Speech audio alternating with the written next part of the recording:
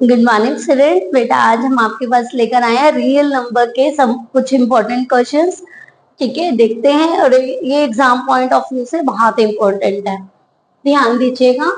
आपके पास first question है, for some integer m if the even integer of the form. आपने बताना है वो m की फॉर्म में होता है, m+1 की फॉर्म में होता है, 2m की फॉर्म में होता है या 2m+1 की फॉर्म में होता है। तो आइए देखते हैं। यदि आप लिखते हैं m+1, 2m एंड 2m+1, हम m को 1 लेते हैं तो क्या ये इवन बना? नो। हम लेते हैं 1+1 तो ये बन गया 2। बट यदि आप इसे 2+1 लेते हैं तो बन जाएगा 3, तो ये फॉर्म में नहीं हो सकती। अब देखिए 2m है तो 2 × 1 we get 2 and 2 × 2 we get 4। ये तो हमें इवन मिल रहा है, पर हम आगे भी देख लेते हैं।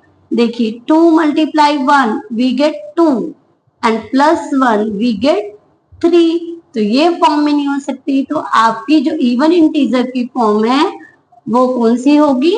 2m। हाँ जी, तो हम मार्क कर देंगे 2m is the right option. Next question है, for some integer q every odd integer is of the form. ध्यान दीजिएगा, अब यही पर हम देख सकते हैं, बस सिर्फ फर्क क्या इतना है कि उसने क्या किया, पहले आपको m लिखा था ना, अब यहाँ पर उसने लगा दिया q, है ना। उसने q की फॉर्म बताइए कि q की कौन सी फॉर्म ओड इंटीजर होगी। तो बेटा देखिए, यहाँ पर हम q को 1 लें तो वो 1 ओड है, q को 2 लें तो वो इवन है, तो वो फॉर्म आपका रॉन्ग हो गया। अब देखिए q को आपका q+1 आपका ओड भी हो सकता है, आपका इवन भी हो सकता है, इसलिए ये भी रॉन्ग हो गया। 2q तो हमारे पास किसके लिए है? इवन के लिए है। तो 2q+1 आपको हमेशा क्या मिलेगा? ओड इंटीजर मिलेगा। तो इट मीन्स इसका आंसर होगा 2q+1। तो इवन इंटीजर के लिए आपका 2 होना जरूरी है। 2q, 2m वेरिएबल आप कुछ भी लिख सकते हैं, और ओड इंटीजर के लिए 2q+m, 2q+1 एंड 2m+1, कुछ भी आप राइट डाउन कर सकते हैं।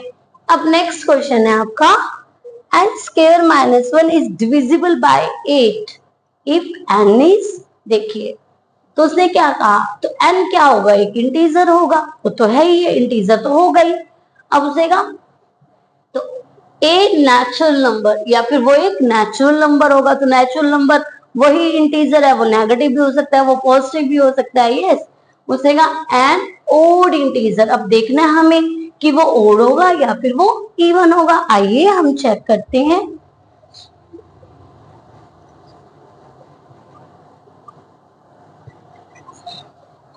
हाँ जी, हमें क्या चाहिए? हमें 8। n² - 1 is divisible by 8। तो आप कहां से शुरू कीजिए? देखिए 2 2 जा तो 4 होता है, वो बहुत छोटा है। हम 3 लेते हैं, 3² - 1, 3² - 1 n - 1 we get 8। 4² - 1, देखिए 4 4 the 16 - 1 we get 15, ये नहीं हो सकता। अब हम करेंगे 5² - 1, तो हमें क्या मिला? 25 - 1 we get 24 and 24 is divisible by 8, है ना। ऐसे ही आप देखिए, अब 6², तो 6² 36 and -1, ये आपका डिवाइड नहीं होता। 7 देखिए, 7² - 1 49 - 1 we get 48, 8 6 48। तो आपको क्या मिल रहा है कि जब आप क्या रख रहे हैं, n को ओड नंबर रख रहे हैं, n3 है, n5 है, n7 है, तो वो क्या हो रहा है? डिविजिबल बाय 8 हो रहा है। और इवन नंबर जब आप पुट कर रहे हैं तो वो डिवाइड नहीं हो रहा है। तो इट मीन्स जो n होगा, देखिए वो इंटीजर हो सकता है, नेचुरल नंबर हो सकता है, इसे आप छोड़ दीजिए। आपने इन दोनों में बताना है वो इवन इंटीजर हो या फिर ओड इंटीजर हो। तो आप लिखेंगे वो एक ओड इंटीजर होना चाहिए। समझ आ गई? यस। अब हम बेटा बढ़ते हैं नेक्स्ट क्वेश्चन की तरफ।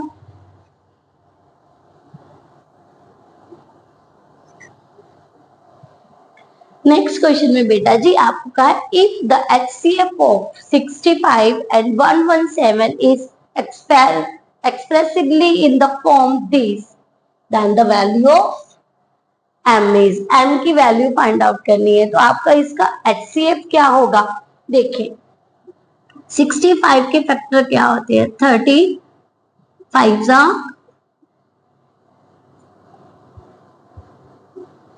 55 एंड 117 के फैक्टर्स क्या होते हैं, तो आप अगेन 13 9 है ना, तो 9 3 into 3 कर दें, यस है ना, हमने इनके फैक्टर कर लिए और कॉमन फैक्टर क्या मिल गया हमें 13 एंड 1।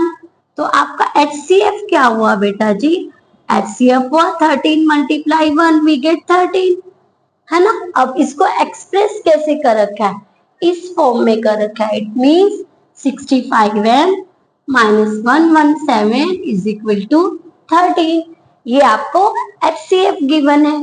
तो देखिए 65m equal to 113 plus 117 and 65m we get 130 and m is equal to 130 by में 65 we get 2, m is equal to 2, तो आपका आंसर क्या हुआ 30। बेटा ये क्वेश्चन बहुत इंपॉर्टेंट है, ये आपको एलसीएम की फॉर्म भी दे सकते हैं, HCF की फॉर्म भी दे सकते हैं। कभी भी क्वेश्चन, क्योंकि आप स्टैंडर्ड में हैं तो आपको सिंपल HCF एलसीएम तो नहीं पूछा जाएगा, वो आपको एलसीएम और HCF की फॉर्म दे देंगे और उनमें कोई भी एक वेरिएबल की वैल्यू फाइंड आउट करनी होगी, ठीक है। तो बहुत इंपॉर्टेंट क्वेश्चंस है एग्जाम पॉइंट ऑफ व्यू से। नेक्स्ट की तरफ बढ़ते हैं। The largest number which divides 70 and 125, leaving remainder 5 and 8 respectively, is this and this। बताइए सबसे पहले कि जब आप लार्जेस्ट नंबर निकालते हैं तो आप क्या निकालते हैं, हमें निकालना होता है बेटा जी HCF, हाईएस्ट जब भी आए मैक्सिमम जब भी आए आपने निकालना है HCF, ठीक है। तो आपने, पर उसने एक कंडीशन दे दी कि leaving remainder this and this, it means आपने क्या करना है 70 में से 5 को माइनस करना है, वी गेट 65, 125 में से आपने 8 को माइनस करना है, वी गेट 117। और देखिए अभी हमने प्रीवियस क्वेश्चन में इन दोनों का HCF फाइंड आउट किया है, यस, तो आप सीधा आंसर लिख देंगे 13। क्वेश्चन बेटा बहुत इंपॉर्टेंट है, इन्हें आप नोट डाउन कीजिए और अच्छे से समझिए। हाँ जी स्टूडेंट, बढ़ते हैं 6th क्वेश्चन की तरफ। तो if two positive integer a and b are written as a is equal to x cube y square and b is equal to xy cube are prime number, then HCF of ab is xy square, x cube y cube and x square y square। तो आपके पास बेटा जी a आपके पास है x cube and y square, b आपके पास है x Y cube, और आपको क्या फाइंड आउट करना है HCF। तो HCF का मतलब बेटा जी क्या होता है, जो दोनों में हो, तो दोनों में मतलब आपकी लोएस्ट पावर, तो x दोनों में है, x क्यूब तो नहीं है ना, तो x, एंड y स्क्वायर दोनों में है, y क्यूब नहीं है, तो x y स्क्वायर। और आप इसकी एक छोटी सी ट्रिक याद रख सकते हैं, जब भी HCF पूछा है तो लोएस्ट पावर आपने राइट डाउन कर देनी है, ठीक है बेटा। अब देखिए ऐसे ही दो पॉजिटिव इंटीजर दिए हुए हैं पेयर क्यों, और उनका आपको LCM पूछा हुआ है, तो इसके लिए भी बेटा जी ट्रिक है। तो P आपके पास है a b square and Q आपके पास है a क्यूब p, और आपको फाइंड आउट करना है LCM of P and Q। अब HCF में हमने क्या किया था, लोएस्ट पावर ली थी, अब हम LCM में क्या करेंगे, हाईएस्ट पावर ले लेंगे, और आपका आ गया LCM।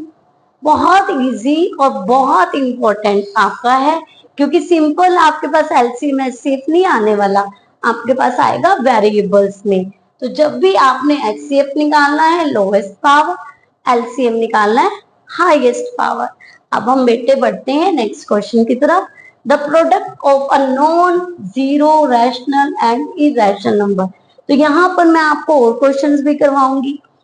उसने कहा प्रोडक्ट, हम यहाँ पर करेंगे डिवीजन, सम, सब्ट्रैक्ट, क्योंकि कभी भी आप देखिए 2 is rational and 3 is irrational, आप उनका सम करते हैं, आप उनको सब्ट्रैक्ट करते हैं, आप उनको मल्टीप्लाई करते हैं और आप उनको डिवाइड करते हैं।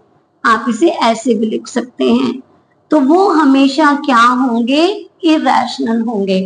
ओके, तो हमेशा जो प्रोडक्ट जाएगी नॉन जीरो, मतलब कि वो जीरो नहीं होना चाहिए, ध्यान दीजिएगा, जीरो नहीं होना चाहिए, क्योंकि जीरो तो एक रैशनल नंबर है, समझ आइए। तो नॉन जीरो नंबर होना चाहिए, नॉन जीरो रैशनल और इरेशनल। तो जब भी आप उन्हें ऐड करेंगे, सब्ट्रैक्ट करेंगे, मल्टीप्लाई करेंगे और डिवाइड करेंगे, तो वो आपको हमेशा हमेशा देंगे ऑलवेज इरेशनल नंबर। ठीक है, यहाँ पे प्रोडक्ट की जगह आपसे एडिशन, सब्ट्रैक्शन, मल्टीप्लिकेशन कुछ भी पूछ सकते हैं, तो वो आएगा आपका ऑलवेज इरेशनल। तो बेटा आज हमने 8 क्वेश्चन जो आपके रियल नंबर में है, बहुत इंपॉर्टेंट क्वेश्चंस हैं एग्जाम पॉइंट ऑफ व्यू से, वो किए हैं। कल हम आगे देखेंगे। थैंक यू बेटा।